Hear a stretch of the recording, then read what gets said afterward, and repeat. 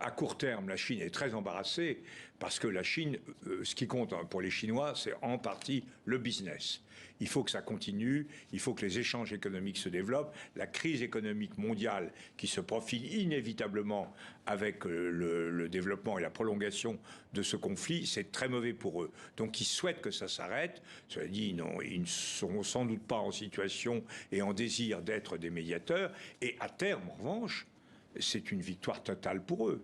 Parce que la Russie s'est profondément disqualifiée. Ce qu'il faut voir, c'est quelle que soit l'issue de cette affaire, c'est un jeu à somme négative. Somme négative à cause des souffrances ukrainiennes, mais somme négative aussi pour les Russes qui vraiment perdent la main. L'armée rouge est quand même très très amochée dans sa réputation depuis quelque temps. Mais pas forcément pour la Chine, si je vous entends bien. Oui, non, mais pour la Chine, c'est tout bénef, si je puis dire.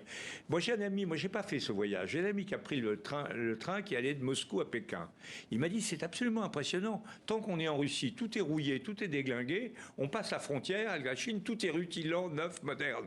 La Chine, c'est 10 fois plus de population que la Russie. Enfin, dans les années 50, Staline prétendait être le chef et Mao le second. Ensuite, au début des années 60, les Chinois ont pris leur distance.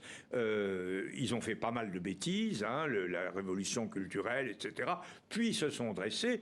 Et maintenant, à la faveur des bêtises, car c'est une sottise en termes géopolitiques de M. Poutine, ils vont évidemment être les grands leaders. Ils incarnent une espérance économique, alors que les Russes ne savent que vendre des matières premières. Ils incarnent un modèle social très inquiétant, mais qui est assez attractif avec ses crédits sociaux.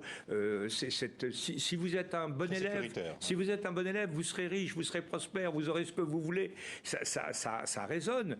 Et ils ont un dynamisme et une aptitude au travail considérable. Donc, véritablement, de ce côté-là, la Chine prend un leadership évident et la Russie passe de la 2e à la 3e classe.